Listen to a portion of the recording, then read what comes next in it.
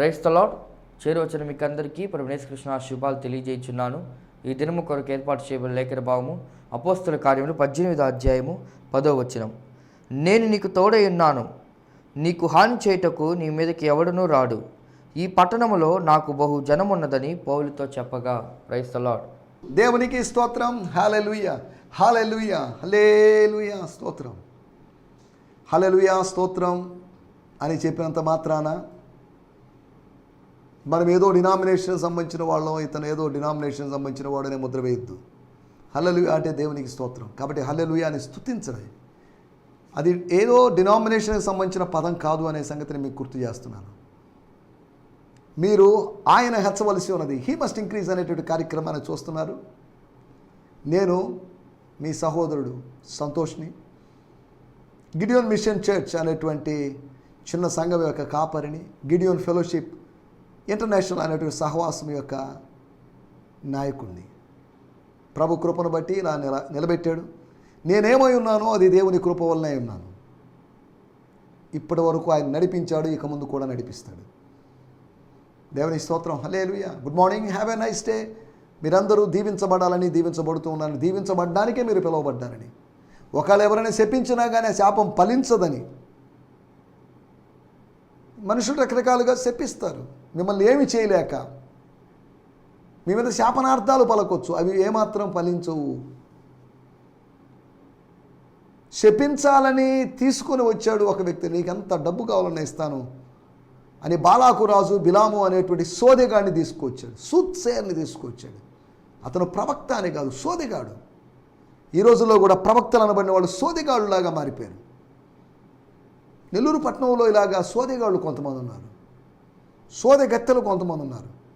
నెల్లూరు పట్టణంలోనే కాదు, ఇక హైదరాబాద్కి వెళ్ళామంటే అక్కడ బోల్డ్ కొన్ని వందలాది సోదెగాళ్ళు, బిలాము ఆత్మ కలిగినటువంటి దుర్బోధకులు, దుర్ప్రవక్తలు, అబద్ధ ప్రవక్తలు.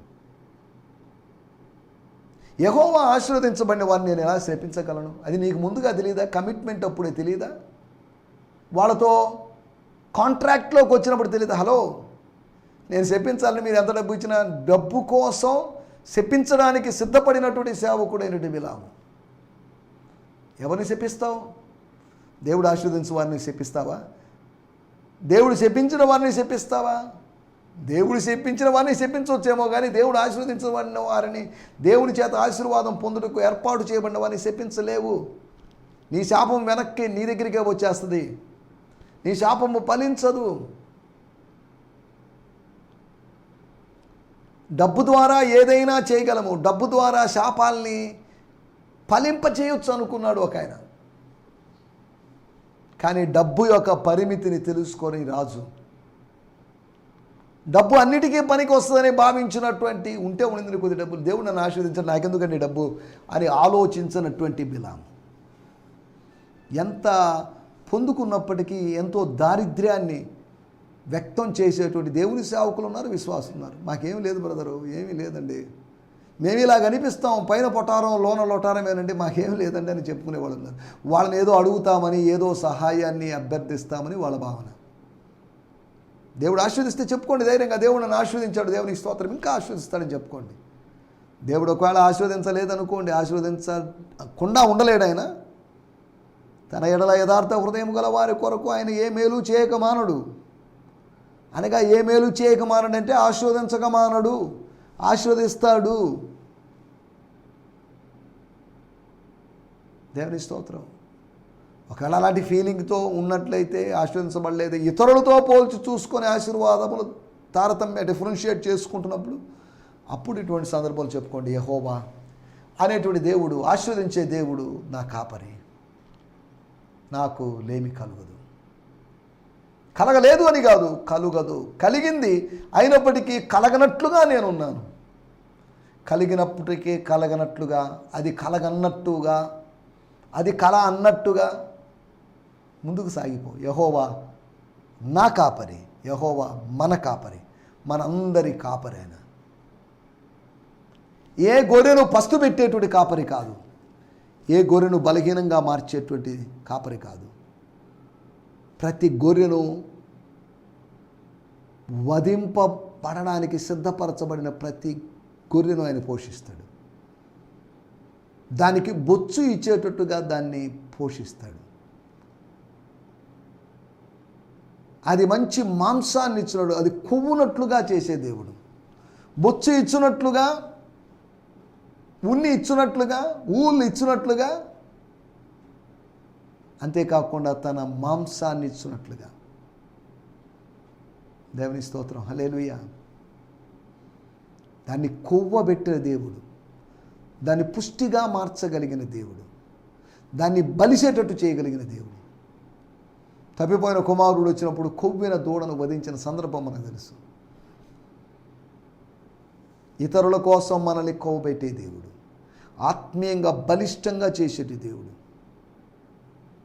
ఇతరుల ఆత్మీయ ఆకలిని తీర్చడానికి మనల్ని వాడుకునే దేవుడు. యెహోవా నా కాపరి.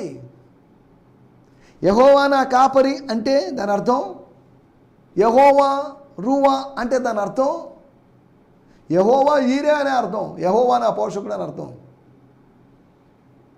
ఈ విషయంలో అబ్రహాము దావీదు విభేదిస్తున్నారు అనుకోలేదు. వాళ్ళిద్దరు సేమ్ థియాలజీ ఇద్దరు యెహోవా గురించి మాట్లాడుతున్నారు, యెహోవా యొక్క పోషణ గురించి మాట్లాడుతున్నారు.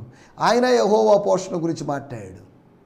భక్తులు వేరువేరు కాలపు వారు అయినప్పటికీ కూడా అబ్రహాము కుమారుడగు దావీదు మాట్లాడింది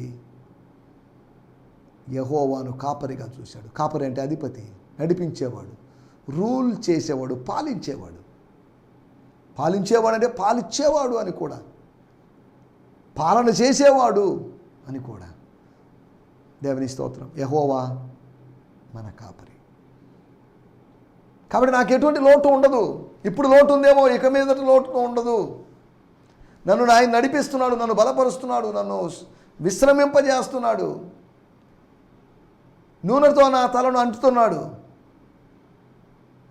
కృపాక్షేమాలు నా వెంట వచ్చేటట్టు చేస్తున్నాడు, తన దుడ్డుకరను తన దండాన్ని నాతో ఉంచుతున్నాడు. నేను ఎందుకు భయపడాలి? ఆయన నా కాపరి అంటుండగా, ఆయన నా స్నేహితుడై ఉంటుండగా, ఆయన నా సన్నిహితుడై ఉంటుండగా, ఆయన కాపరత్వం కింద నేనుండగా నేను ఎందుకు భయపడాలి? అది భక్తుని యొక్క వాదన. ఇదొక పాజిటివ్ కన్ఫెషనో లేకపోతే ఏదో పొజెస్ చేసుకోవడానికి చేయాల్సిన కన్ఫెషన్ అని కాదు నా మాటల యొక్క ఉద్దేశం. యెహోవా మన కాపరి, యెహోవా ఈరే, యెహోవా ఈరే మన కాపరి. స్తోత్రం, హల్లెలూయా.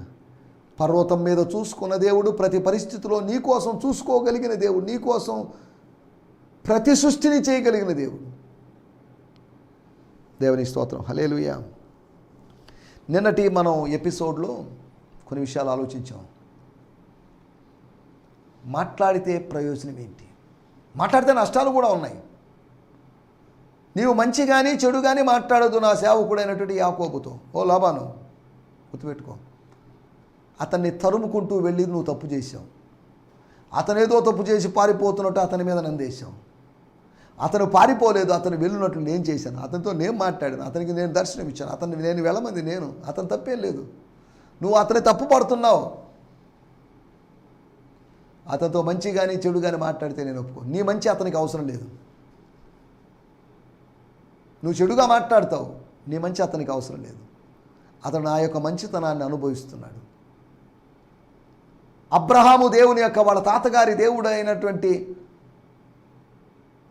నేను నా యొక్క ఆశీర్వాదాన్ని అతను అనుభవిస్తున్నాడు. నీ దయాదాక్షిణాలతో బతికినోడు కాదు. కాబట్టి అతనితో మిస్బిహేవ్ చేయొద్దు, లేకపోతే నోరు జారి అతనితో మాట్లాడొద్దు అని చెప్పినట్టు సందర్భం. మాట్లాడాల్సింది, మాట్లాడితే సహవాసపు అనుభవం కలుగుతుందని, మాట్లాడితే శక్తి అనుభవం కలిగే అవకాశం ఉందని. Power comes and indwells in you. The power of God. దైవశక్తి నీలోకి వచ్చి నివసించడం, నువ్వు ఆత్మాభిషేకానికి గురి కావడం. దేవుని స్తోత్రం. స్వర్గ స్వభావపు అనుభవం కలిగి ఉండడం, ఆత్మవరము ఆత్మఫలము ఫలవర అనుభవం కలిగి ఉండడం.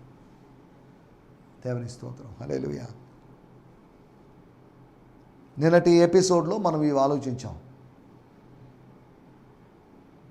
మాట్లాడాల్సినటువంటి అవసరం గురించి. నీకు నోరు ఇచ్చింది మాట్లాడడానికి, కేవలం తినడానికి మాత్రమే కాదు, మాట్లాడడం వల్ల ఏదో జరుగుతుంది.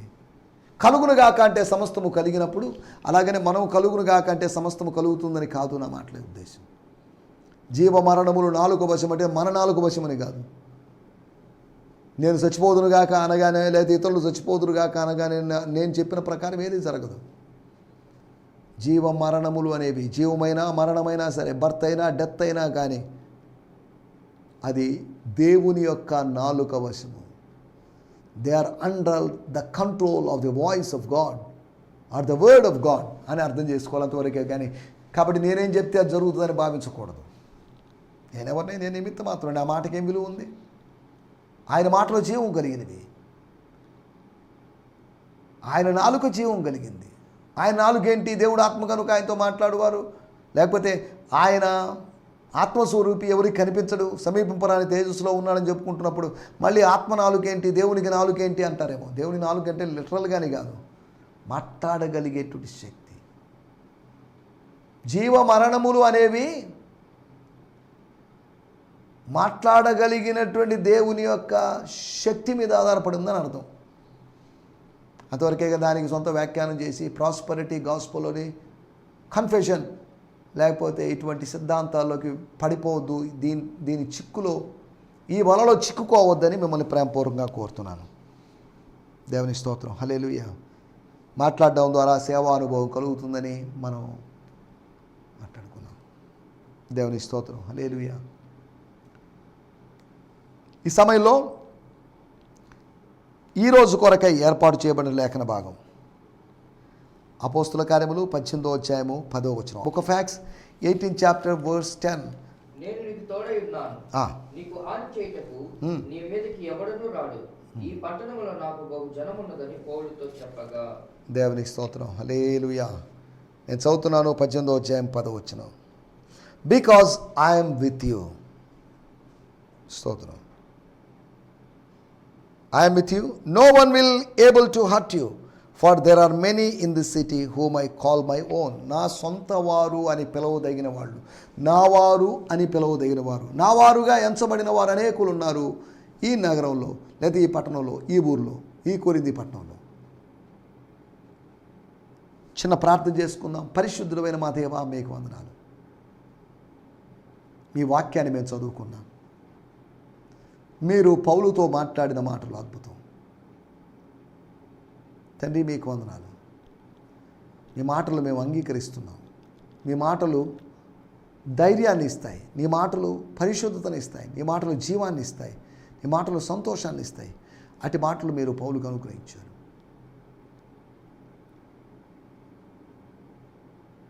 నేను నీకు తోడై ఉన్నాను, ఏ మనుషుడు నీకు హాని చేయడానికి రాడు, భయపడక మాట్లాడు అని చెప్పినట్టు మాటలు ధర్మశాస్త్రంలోని ఏ మాటలకు అవి విభేదించకుండా వాటితో ఏకీభవిస్తూ ఉన్నాయని భావించి మిమ్మల్ని స్తుతిస్తున్నాం.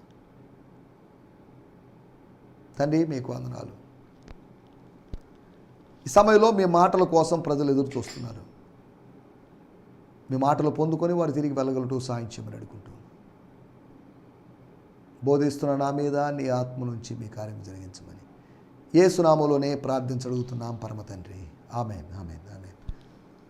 దేవునికి స్తోత్రం. హల్లెలూయా. ఈ సమయంలో రండి, 18వ అధ్యాయము 10వ వచనాన్ని మనం చదువుకున్నాం. ప్రభు తోడు, God being with us. Immanuel, దేవుడు మనకు తోడు. The Lord is with us. Kyrios is with us. నేను నీకు తోడై ఉన్నాను. ధైర్యంగా ఉండు. మీ వాళ్ళు తిరిగి వచ్చేసారు. శీలా తిరిగి వచ్చేసాడు, సైలస్ తిరిగి వచ్చేసాడు. ధైర్యంగా ఉండు. తిమోతి తిరిగి వచ్చేసాడు. తిమోతి నీకు తోడై ఉన్నాడు, శీలా నీకు తోడై ఉన్నాడు, లూకా నీకు తోడై ఉన్నాడు. ఇంకా అవసరమైతే ఇంకా కొంతమంది తోడుగా ఉన్నారు. నీకు అకులా తోడుగా ఉన్నాడు, ప్రిస్కిలా తోడుగా ఉంది అని కాదు. వీళ్ళెవ్వరు తోడుగా ఉన్నా లేకపోయినా నేను నీకు తోడుగా ఉన్నాను. I will be with you. నేను నీకు తోడై ఉంటాను అని కాదు, తోడై ఉన్నాను. నువ్వు అది గుర్తించలేదు. ఇంకా పెద్ద దైవజనులు అయినప్పటికీ కొన్ని చిన్న విషయాలను వాళ్ళు గుర్తించలేరు. అలాగని దేవుడు తోడై ఉండడం చిన్న విషయమని కాదు నా మాటలకు ఉద్దేశం. నేను నీకు తోడై ఉన్నాను, అది ఆత్మలో గ్రహించావో లేదో, గుర్తించావో లేదో, మరి నేను నీకు తోడై ఉన్నాను. I'm with you. ఇప్పుడు కూడా నేను నీతో ఉన్నాను. ఈ రాత్రి సమయం నేను నీతో ఉన్నాను. ఈ కలగంటున్న సమయంలో, ఈ స్వప్న సమయంలో నేను నీతో ఉన్నాను. ఏదో ఒక స్వరం వినిపించి ఏదో నువ్వు వంచబడుతున్నట్టుగా నిన్ను వంచడం అని కాదు నా ఉద్దేశం. నేను నీతో మాట్లాడుతున్నాను. ఈ మాట్లాడుతున్నా నేనే నీకు తోడుగా ఉన్నాను. I am with you, not I will be with you. I'm with you. అలనాడు శిష్యులతో చెప్పినట్లుగా మత్తయి సువార్త 28వ అధ్యాయంలో చివరి వచనంలో 20వ వచనంలో, యుగ సమాప్తి పర్యంతము సదాకాలము నేను నీతో కూడా ఉంటాను. శిష్యత్వం చేస్తున్న శిష్యులారా నేను మీతో కూడా ఉంటాను. ఆయన నామంలో బాప్తిజం ఇచ్చే శిష్యులారా నేను మీతో కూడా ఉంటాను. నేను మీకు ఏ ఏ సంగతులను ఆజ్ఞాపించుతున్నా వాటిని గైకోవాలని బోధిస్తున్నటువంటి శిష్యులారా, బోధకులారా, దైవజనులారా, నా ఆత్మను కలిగిన వాళ్ళారా, నా బిడ్డలారా, నా శిష్యులారా, నేను మీతో తోడుగా ఉన్నాను. స్తోత్రం. హల్లెలూయా. మరణం వరకు ఆయన మనకు కాపరి అయి ఉండి మనల్ని నడిపించును అని లేఖనాలు రాయబడింది. దేవుని స్తోత్రం. హల్లెలూయా. నేను నీకు తోడుగా ఉన్నాను. నీ తోడు లేకపోతే నేను వెళ్ళలేను అని మోషే అన్నాడు. నీతో అయ్యా గురువుగారు మీరు రాకపోతే ఎలా సార్? మీరు రావాల్సిందే సార్. ఎవరు అడగనప్పటికీ నేను నిన్ను అడుగుతున్నాను. ఎవరు ఎందుకు అడగలేదో నాకు అనవసరం, కానీ నువ్వు రావాలని అడుగుతున్నాను. మా బోధకుడా, మా ప్రవక్త గారు మా దగ్గరికి రండి సార్. మేము చూస్తే 1 గంట సేపు 2 గంటలు చూసుకుంటాము, మానవులు నరుకుతామేమో, ఒక బిల్డింగ్ చేస్తామేమో, ఒక ఎక్స్టెన్షన్ వర్క్ మేము చేస్తామేమో, ఒక ఎక్స్ట్రా రూమ్ మేము కడతామేమో. వుడ్తో మేము కడుతున్నాం. ఆ వుడ్ ఎక్కడి నుంచి వస్తుంది? నేను తోడుగా ఉన్నాను. మన నిర్మాణాల్లో దేవుడు మనకు తోడుగా ఉన్నాడు. ఒక మందిర నిర్మాణంలో తోడుగా ఉంటాడు. ఓడ నిర్మాణంలో తోడుగా ఉన్నాడు. ప్రత్యక్ష గుడార నిర్మాణంలో తోడుగా ఉన్నాడు. దేవాలయ నిర్మాణంలో తోడుగా ఉన్నాడు. నేను నీకు తోడుగా ఉంటాను. తోడు నీతో కూడా ఉంటాను. I will be with you. I'm with you. I was with you and I'm with you. I will be with you. నేను నీతో కూడా ఉంటానంతే. నిన్ను విడిచిపెట్టేవాడిని కాదు. నేను అందరూ విడిచిపెట్టారేమో పవన్, బట్ స్తోత్రం, థ్యాంక్ యూ లా, నేను నీతో కూడా ఉన్నాను. ఈ మాట అంత ధైర్యాన్ని అతనికి ఇచ్చేటది, అంత కాన్ఫిడెన్స్ ఇచ్చేటది చూడండి. ఎస్, తన బుద్ధిహీనతను తానే గద్దించుకొని అనవసరంగా నేను ఆయన లేడు అనుకున్నా. నేను రాత్రంతా పారిపోతూ అలసిపోయి అలసిన దేహానికి విశ్రాంతి తీసుకుంటూ ఉన్నటువంటి శరీర సంబంధమైనటువంటి మనిషి ఉదయాన్నే లేచి నిన్నేం జరిగింది? తాను మేల్కొని తన స్పృహలోకి వచ్చి ఏం జరిగింది? What happen? నేను ఒక కలగన్నాను. నాకు అర్థమైన విషయం, ఇది మామూలు స్థలం కాదు, ఇది పరలోకపు గవిని. This is the gate of heaven. పరలోకపు ద్వారం ఇది. ఏంటిది? నేను ఈ ప్లేస్ని నేను ఎలా ఎన్నుకున్నాను? నేను ఎన్నుకుంది కాదు. నేను ఎందుకో మరి ఇలాగా తెలియకుండా బై మిస్టేక్ ఇలా జరిగింది. నాతో ఆయన ఉన్నాడు. నేను అది గుర్తించలేకపోయాను. ఇన్నాళ్ళు ప్రార్థన వాక్య ధ్యానము లేకుండా నేను ఇలా తయారైపోయినాయి. దేవుడు నాకు తోడుగా ఉన్నాడు. నేనంతా ఆయన నాతో ఉన్నాడు. కలగంటున్నప్పుడు, కలకు వ్యాఖ్యానాన్ని నేనే ఇచ్చుకుంటున్నప్పుడు ఆయన నాతో ఉన్నాడు. ఆయన నాతో ఉండి నేను 2 సార్లు అన్నయ్యను మోసగించడం అనే పాపాన్ని క్షమించడానికి నా దగ్గరికి వచ్చాడు. నాకు తోడుగా ఉన్నాడు. నేను ఆ 2 పాపాల విషయంలో పశ్చాత్తాపడలేదు. కొన్నిసార్లు పాపాల గురించి ఓవర్ లుక్ చేస్తాం. చూచి చూడనట్టుగా ఉంటాం, విని విన్నట్టుగా ఉంటాం. స్తోత్రం. మనం ఆలోచిస్తున్న విషయాలు దేవుడు చెప్తుండే ఒక్క మాట ఆలోచించండి. నేను నిన్ను ఆశీర్వదిస్తానని కాదు, ఆశీర్వదిస్తాడు, బట్ ఆయన చెప్తున్న మాట, నేను నీకు తోడై ఉన్నాను. ప్రభు యొక్క తోడును గుర్తు చేసుకుందాం. త్వరగా 5 విషయాలు నేను మీకు జ్ఞాపకం చేస్తాను. 9వ అధ్యాయము 25వ వచనం, అపోస్తుల కార్యములు. అక్కడ అతని శిష్యులు రాత్రి వేళ అతన్ని తీసుకొని పోయి గంపలో ఉంచి గోడకు అతన్ని క్రిందికి దింపిరి. మొట్టమొదటి విషయం, ప్రభు తోడుగా ఉండడం వల్ల ప్రమాదం నుంచి ఆయన్ని తప్పించాడు. ప్రభు సాన్నిధ్యం మనల్ని ప్రమాదం నుంచి తప్పిస్తుంది. The Lord's presence would rescue from the danger. రెండో విషయాన్ని నేను మీకు జ్ఞాపకం చేస్తాను. అపోస్తుల కార్యములు 13వ అధ్యాయము 4వ వచనం. కాబట్టి వీరు పరిశుద్ధాత్మ చేత పంపబడిన వారై, వారు దేవుని ఆత్మ చేత పరిశుద్ధాత్మ చేత పంపబడిన వారై సెలూకియాకు వచ్చి అక్కడ నుండి ఓడ ఎక్కి కుప్రాకు వెళ్ళిరి. సైప్రస్ అనేటువంటి దీవికి వెళ్ళారు వాళ్ళు. దాని గురించి మనం మాట్లాడుకున్నాం. పరిచర్యకు పంపించింది ఆయనే. వారితో ఉండి వారిని పంపించి వెళుతున్న వారితో కూడా ఉండి. ఇదిగో మోషే ఒక విషయం గుర్తుపెట్టుకో. నిర్గమకాండ 3వ అధ్యాయం 12వ వచనం, నేను నిన్ను పంపితిని అనడానికి ఇది సూచన. నేను నీకు తోడుగా ఉన్నాను, ఇదే సూచన. This is a sign that I'm with you. పరిచర్యకు ప్రభు సాన్నిధ్యము పరిచర్యకు పంపించింది. ఉపవాసం ఉంటున్న వాళ్ళతో ప్రవచనాత్మకంగా దేవుని ఆత్మ ఎవరితో మాట్లాడిందో మరి మనకు తెలియదు, మాట్లాడేవాడు మనకు తెలీదు. ఆయన చెప్పిన మాట. స్తోత్రం. పంపించండి, పౌలు బర్నబాని పంపించండి అని అన్నప్పుడు, లేదండి మాకు ఇష్టం లేదు, వేరే వాళ్ళు పంపించండి అని మోషేలాగా మాట్లాడలేదు. వాళ్ళు దానికోసం ఎదురు చూస్తున్నట్టుగా ఉన్నారు. They are ready, they were ready to go.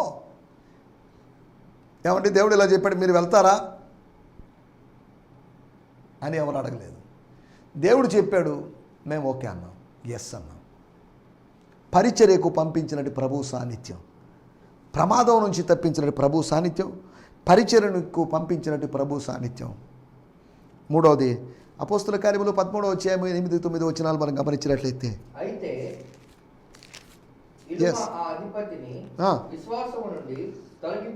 దేవుని అందలి విశ్వాసం నుంచి తొలగించాలని ప్రయత్నం చేసి అనగా దైవజనులను ఎదిరించాడు. పౌలు బర్నబాని ఎదిరించాడు.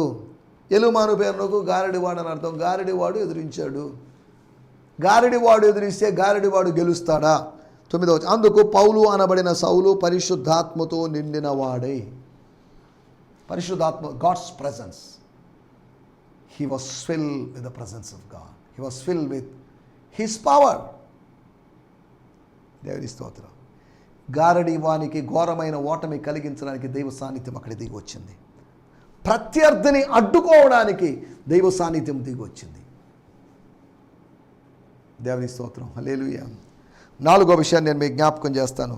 అపోస్తుల కార్యములు 14వ అధ్యాయం 19వ వచనం. అంతియోకియా నుండి ఈకోనియా నుండి యూదులు వచ్చి జన సమూహములను పక్షముగా చేసుకొని పౌలు మీద రాళ్ళు రువ్వి, పౌలు మీద చనిపోయానని అనుకొని స్టోనింగ్ చేసి దేవదోషణం చేస్తున్నాడనో, లేకపోతే దేవాలయానికి విరుద్ధంగా లేదా ధర్మశాస్త్రానికి విరుద్ధంగా ఏదో మాట్లాడుతున్నాడని వాళ్ళ రూల్స్ ప్రకారం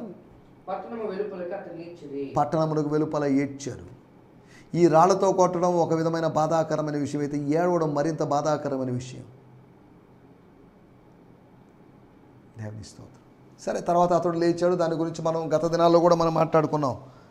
ప్రాణమును కాపాడింది. రాళ్ల దెబ్బలు ఉన్నప్పటికీ కూడా ప్రాణాన్ని కాపాడింది. స్టెఫను కాపాడబడలేదు. స్టెఫను యొక్క టైం వచ్చేసింది. స్టెఫను ప్రభు పిలుపు అందుకున్నాడు. కానీ ఇక్కడ పౌలు రాళ్ల దెబ్బలు తిన్నంత మాత్రం రాజ్యంలోకి వెళ్ళలేదు. ఆయనకి పిలుపు ఇంకా రాలేదు. ఇంకా కొద్ది సేవ చేయాలని అవకాశం ఇచ్చాడు దేవుడు. అందుకని రాళ్ళు విసిరిన వాళ్ళు వదిలే అనుకొని, ఎందుకులే వెళ్ళి చచ్చిపోయాడు. ఎవరే 4 దెబ్బలకే చచ్చిపోయాడే, వీడేదో బలవంతుడు అనుకున్నాం, 4 దెబ్బలు చచ్చిపోయాడు, ఎందుకు వాడితే దేనికి? ఆ కారుతున్న రక్తాన్ని చూసి పోనేడు చచ్చిపోయినట్టున్నాడు అనుకొని వెళ్ళిపోయారు. దేవుని ఆత్మ అతన్ని రేపింది. జీవాత్మ అతనిలోకి ప్రవేశించింది. అతను లేచాడు. నొప్పుల్ని, గాయాల్ని, అన్నిటినీ, రక్తస్రావాన్ని అధిగమించి ఆయన లేచాడు. దేవుని స్తోత్రం. ప్రాణాన్ని కాపాడింది. అపోస్తుల కార్యములు 17వ అధ్యాయము 4వ వచనం. వారిలో కొందరును భక్తిపరుల గ్రీసు దేశస్థులలో చాలా మంది ఘనత గల స్త్రీల అనేకులను ఒప్పుకొని పౌలుతోనూ శీలతోనూ కలుసుకొనిరి. పౌలుతో శీలతో ప్రసంగికులతో దైవజనులతో కలుసుకున్నారు. 12వ వచనంలో కూడా రాయబడింది. అందుచేత వారు అనేకులను ఘనత గల గ్రీసు దేశస్థులైన స్త్రీలలోను పురుషుల్లోనూ చాలా మంది విశ్వసించిరి. కలుసుకున్నారు, విశ్వసించారు. ఈ రెండు సందర్భాలు, రెండు వేరువేరు సందర్భాలు మనం ఒకటిగా చదువుకున్నాం. ఎందుకంటే ప్రజలను సంపాదించుకునేటట్టు చేస్తుంది, ఆత్మల సంపాదన చేసేటట్టు చేస్తుంది దైవ సాన్నిధ్యం.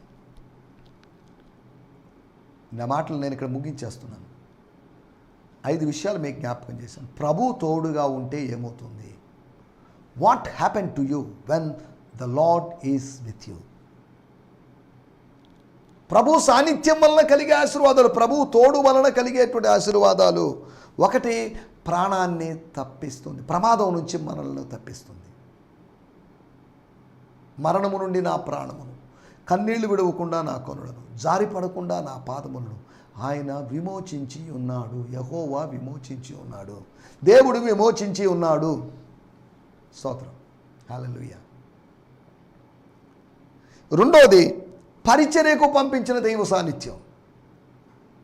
తమ దగ్గర అట్టి పెట్టుకోవాలని, తమ దగ్గరే పెట్టుకొని కంట్రోల్లో పెట్టుకోవాలని, పెత్తనం చేయాలని ఇలాగ అనుకుంటున్నటువంటి మిగతా పెద్దలకి, మిగతా గవర్నింగ్ బాడీకి, మిగతా ఎగ్జిక్యూటివ్ బాడీకి, ఎగ్జిక్యూటివ్ కమిటీ మెంబర్స్కి ఒక చెంపదెబ్బలాగా దేవుడు అక్కడ వ్యవహరించాడు. ప్రత్యర్థిని, ఎలుమా అనేటువంటి గారడి వాడిని అడ్డుకునేటట్టు చేసింది దైవ సాన్నిధ్యం. దైవ సాన్నిధ్యం లేకపోతే అడ్డుకునేవాళ్ళు కాదు. ప్రాణమును కాపాడింది. అంతేకాకుండా 5వదిగా ప్రజలను పొందుకునేలా చేసింది దైవ సాన్నిధ్యం. అట్టి దైవ సాన్నిధ్యాన్ని కలిగి ముందుకు సాగడానికి ప్రభు మనకు సహాయం చేయనుగాక. ఆమేన్, హల్లెలూయా, హల్లెలూయా. ఈ సందేశము మీకు ఆశీర్వాదకరంగా ఉందని నమ్ముచున్నాము. ప్రార్థన అవసరతల కొరకు మమ్మల్ని సంప్రదించవలసిన మా చిరునామా గిద్యోన్ మిషన్ చర్చ్, 6వ వీధి, శాంతినగర్, నెల్లూరు 4, ఆంధ్రప్రదేశ్. పిన్ 524004. మా ఫోన్ నంబర్లు 7036443613 మరి ఒక నంబర్ 9392293010. మా ఈమెయిల్ ఐడి gfihmi2015@gmail.com. దేవుడు మిమ్మును ఆశీర్వదించునుగాక. ఆమేన్.